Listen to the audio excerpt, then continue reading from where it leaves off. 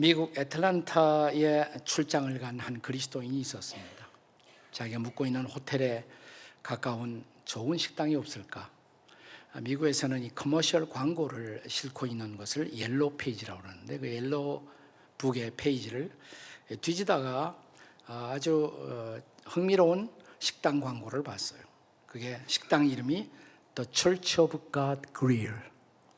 그러니까 직역하자면 하나님의 교회 식당. 갑자기 호기심이 발동했습니다. 이게 무슨 식당일까? 일단 전화를 한번 했어요. 상대방이 전화를 받았겠죠. Hello, the Church of God Grill. 그래서 그 다음에 물었습니다. 거기가 도대체 교회입니까? 식당입니까? 그러자 예, 여기는 식당입니다. 다시 묻기를, 근데 그 앞에 왜 하나님의 교회라는 말이 왜 붙어 있습니까? 전에는 교회였었는데 지금은 식당이 되었습니다. 다시 물었습니다. 아니, 어떻게 교회가 식당이 되었단 말입니까? 다시 대답이 돌아왔어요. 본래는 오전 중에 주일 예배를 드리고 예배가 끝난 후 12시 반경부터 식당에서 치킨 요리를 해갖고 교우들에게 아주 리즈너블한 프라이스로, 아주 적정한 가격으로 점심을 공급했는데, 교인들뿐만 아니라 인근 이웃들에게 인기가 많아져 많은 손님들이 몰리기 시작하자 이제는 아예 식당으로 전업을 한 것입니다. 이런 경우를 우리는 본말이 전도된다, 이렇게 말할 수 있겠죠. 혹은 주객이 전도되었다. 중요한 것과 중요하지 않은 것이 바뀐 것입니다.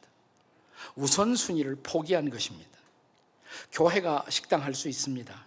교회가 서점도 할 수 있고 미술관도 체육관도 할 수가 있습니다.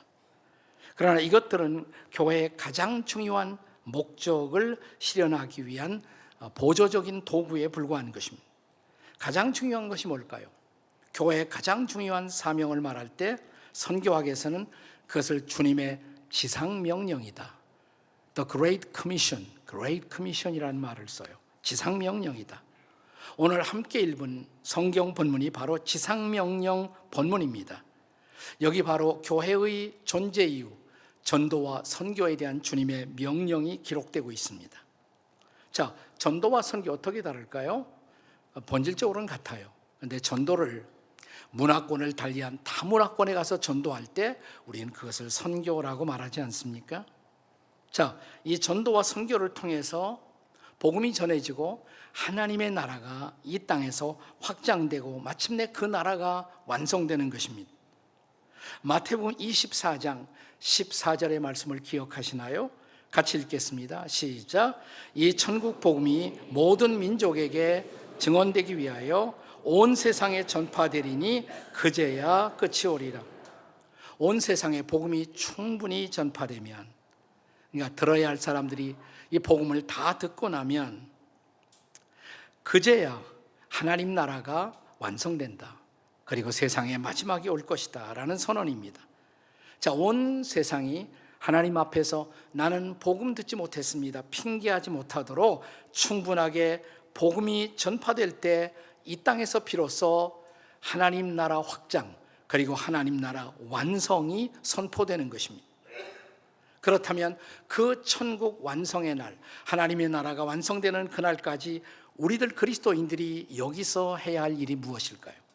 그 첫째는 예수님의 경배자가 되어야 합니다라는 것입니다. 본문의 16절과 17절을 보겠습니다. 같이 읽습니다. 시작. 11 제자가 갈릴리에 가서 예수께서 지시하신 산에 이르러 예수를 배웠고 경배하나 아직도 의심하는 사람들이 있더라. 자, 예수님의 남은 제자 한 명이 배신했어요. 가룟 유다가. 11명 남았거든요. 그 제자들이 주님으로부터 마지막 지상 명령을 위임받은 곳이 갈릴리의 한 산이었습니다. 여기 예수께서 지시하신 산에 이르러 그랬잖아요. 그 산이 어디였을까? 성경학자들이 여러 가지로 토론을 벌입니다. 아마도 팔복을 가르쳤던 팔복산이었을까? 아니면 예수님의 그 놀라운 신성의 영광을 나타내시고 변화되신 변화산이었을까? 어쨌든 둘 다 팔복산이나 변화산이나 갈릴리 지역에 위치하고 있습니다. 거기서 그들이 예수님을 경배하다가 예배하다가 주님으로부터 마지막 명령을 받은 것입니다.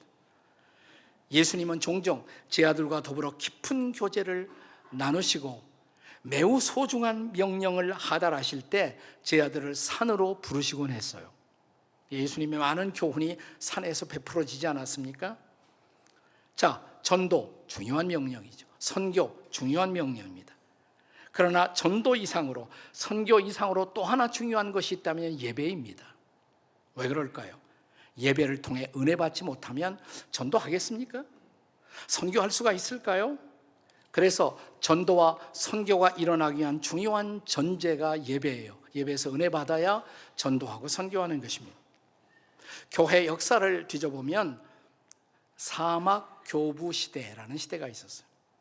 이 시대 지도자들이 남긴 책이 사막 교부 시대 금원이라는 책이 있습니다.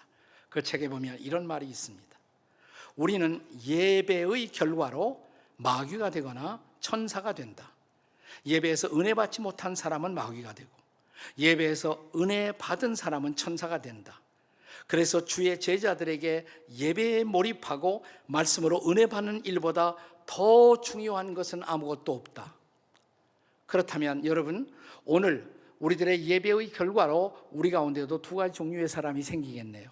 뭘까요? 은혜 받은 사람은 천사, 은혜 받지 못하면 마귀. 자, 옆에 쳐다보시고 천사가 되겠습니까? 마귀가 되겠습니까? 한번 물어보세요. 다 같이 시작. 옆에 사람에게. 네, 저는 이 사막 교부들의 이 진단이 오늘날의 공동체를 위해서도 매우 유익한 그리고 정확한 진단이라고 생각해요.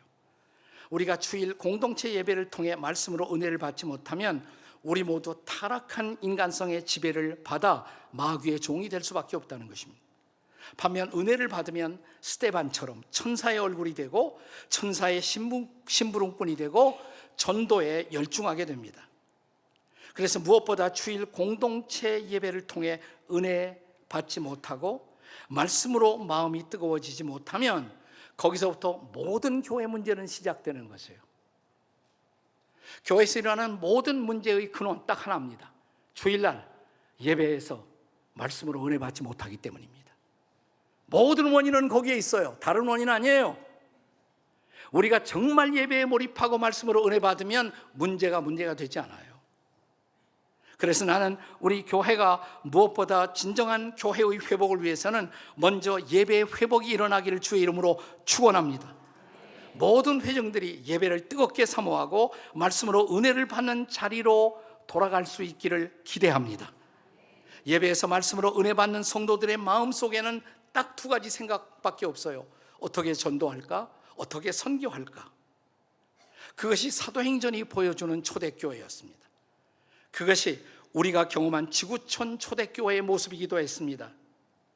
우리가 예배 장소를 이곳저곳 4번, 5번이나 옮기면서도 우리는 예배를 통해서 말씀을 사모했고 은혜를 받았고, 그리고 우리가 집중한 것, 어떻게 전도할 것인가, 어떻게 목장 제대로 할 것인가, 그거밖에 없었어요.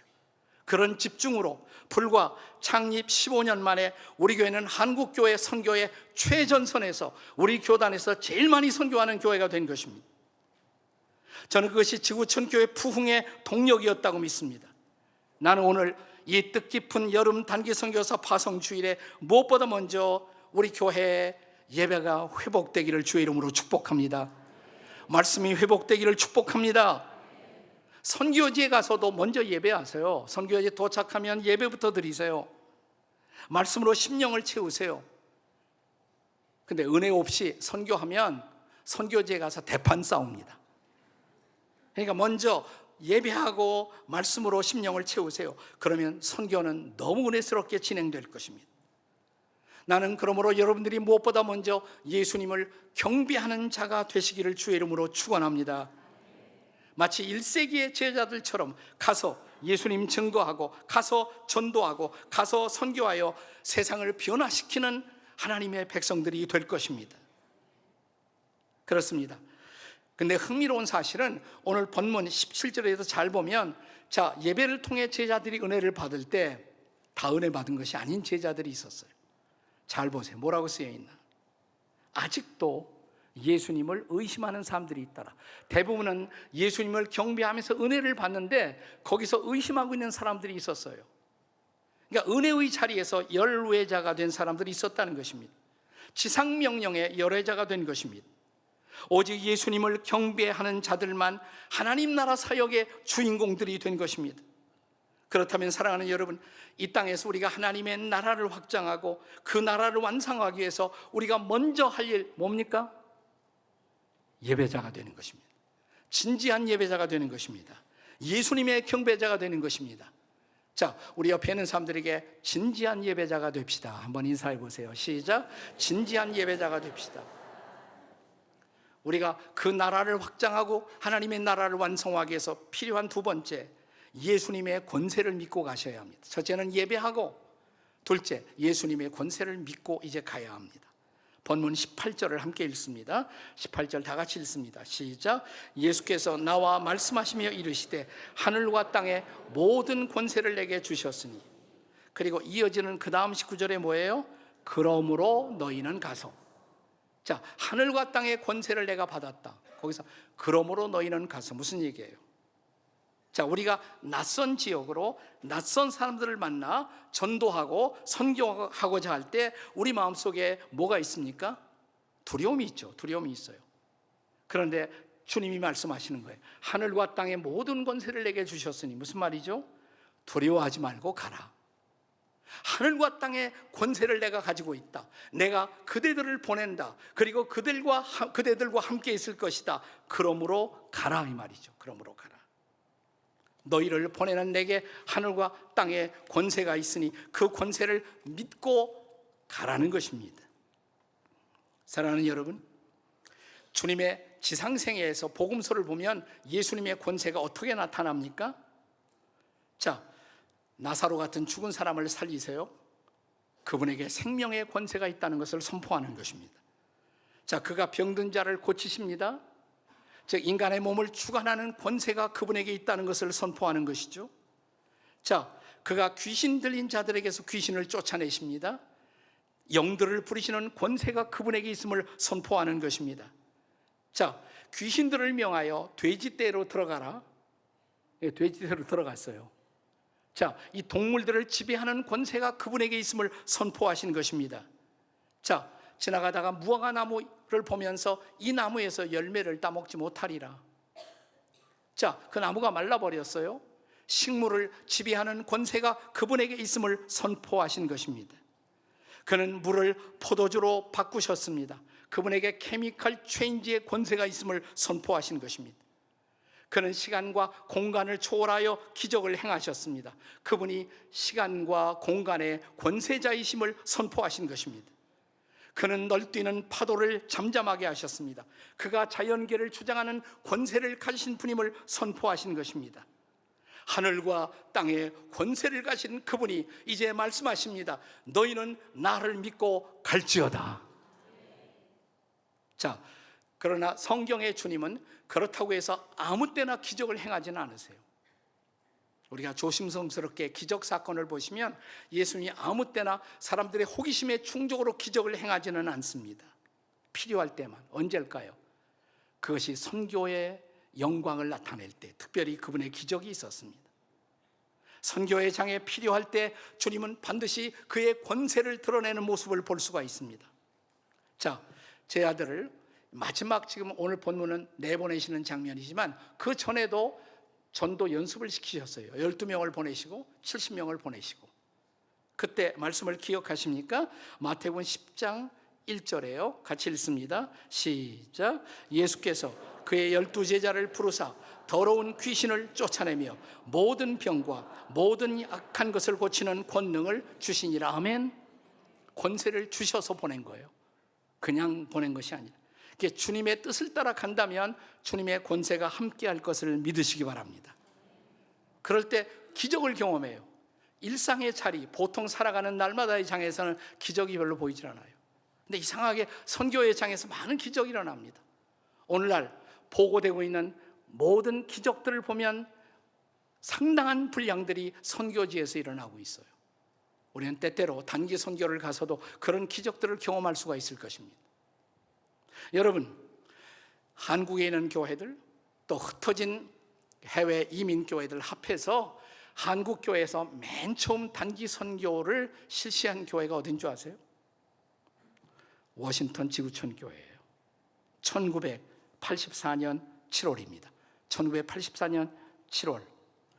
당시에 지구촌 교회 선교 목사인 김두하 목사님을 단장으로 스리랑카의 단기 선교를 그때 처음으로 했어요. 그것이 전 미국의 뉴스가 됐어요. 돌아와 보고할 때 전 와싱턴의 모든 교회들이 다 모였어요.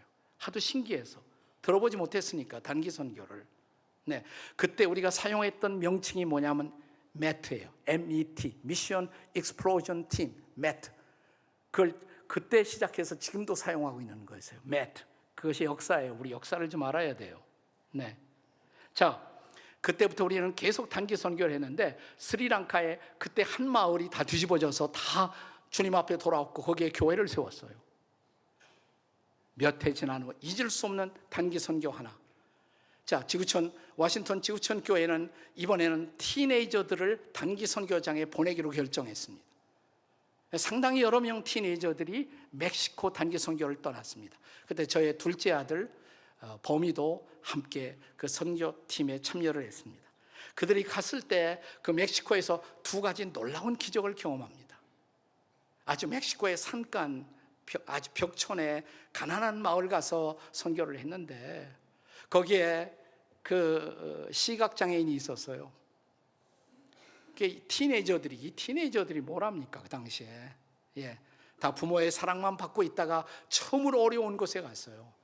근데 이 불쌍한 여인 보고 그들이 쭉 둘러싸서 기도를 할 때 갑자기 이 여인이 눈을 떴습니다. 얼마나 놀랐겠어요. 얼마나 놀랐겠어요. 하나님 살아계시다. 하나님 살아계시다. 하나님 살아계신 걸 경험한 거예요.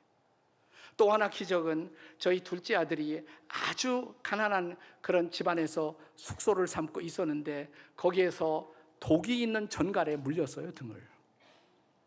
그래서 앰뷸런스에 실려갔습니다, 도시로. 극적으로 목숨을 건졌습니다. 근데 그게 기적이 아니라 그걸 통해서 그 아이가 변했다는 사실이 기적이에요. 그 아이뿐만 아니라 그때 단기 선교를 갔던 청소년들, 티네이저 전체가 완전히 변해갖고 돌아왔어요. 나는 우리들의 이번 그 단기 선교 가운데도 주께서 원하시면, 기뻐하신다면 이런 기적이 일어날 것을 기대합니다. 일어날 수 있습니다. 우리가 살아계신 하나님, 하늘과 땅의 권세를 가지신 그분을 믿을 수 있다면, 그분과 함께 간다면, 내 권세를 믿고 가라, 그렇게 갈 수 있다면 그런 기적이 일어날 것입니다. 놀라운 일이 벌어질 것입니다. 그렇다면 정말 우리는 그 권세를 믿고 가시겠습니까? 그리고 믿음으로 보내시겠습니까? 이들을 보내면서 여러분 중보기도로 응원할 것을 하나님 앞에 약속하시겠습니까?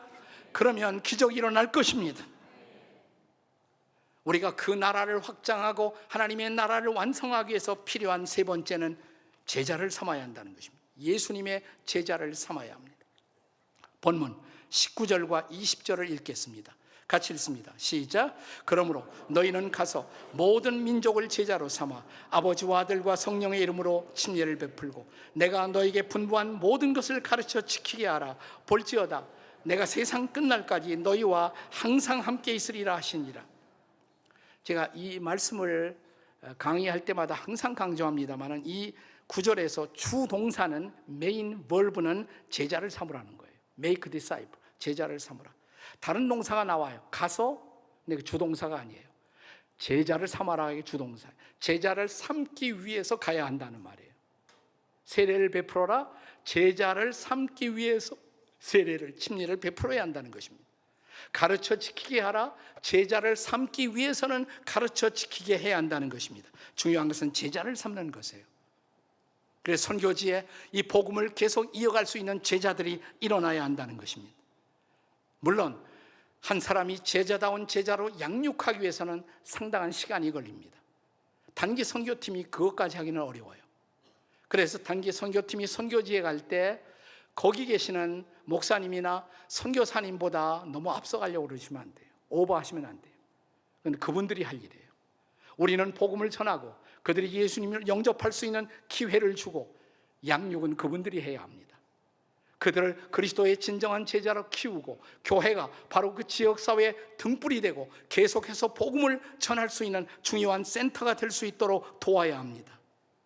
그러나 여러분들이 복음의 명령에 순종하여 선교지로 간다는 사실, 그 하나만으로 우리 주님이 너무너무 기뻐하신다는 것을 믿으시기 바랍니다. 그리고 여러분이 겸손하고 충실하게 선교사님들과 동역할 수 있다면 여러분은 잠깐 갔다 오지만 거기에 놀라운 선교의 흔적, 하나님 나라의 흔적을 남기고 돌아오시게 될 것입니다. 장기 선교이든 단기 선교이든 전도나 선교의 명령에 순종한다는 것, 이것은 놀라운 일입니다. 무엇보다 주님을 기쁘시게 하는 일입니다. 그래서 주님은 이 명령에 순종하고 가는 사람들에게 이 약속을 주십니다. 볼지어다, 뭐예요? 내가 세상 끝날까지 너희와 항상 함께 있으리라. 믿으십니까, 여러분? 자, 우리가 아프리카 선교를 말할 때마다 늘 우리의 머릿속에 생각나는 전설적인 인물이 있어요. 데이비드 리빙스톤이라는 인물이죠. 데이비드 리빙스톤. 이분도 완벽한 인간은 아니에요. 그래서 그분의 선교에도 비판적인 견해가 전혀 없는 것은 아니지만, 그러나 이분의 헌신 없이 아프리카 대륙의 선교의 문은 결코 열릴 수가 없었습니다. 그는 단순한 선교사가 아니라 탐험가였습니다. 임신한 아내와 그리고 세 아이를 데리고 야만인들과 맹수가 득실거리는 정글을 헤치고 다녔어요. 그는 열병들과 싸워야만 했었습니다.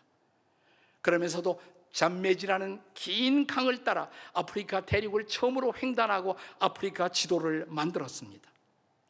호전적이고 적대적인 부족들과 협상하여 그들을 평화스러운 사람들로 바꾸어 갔습니다.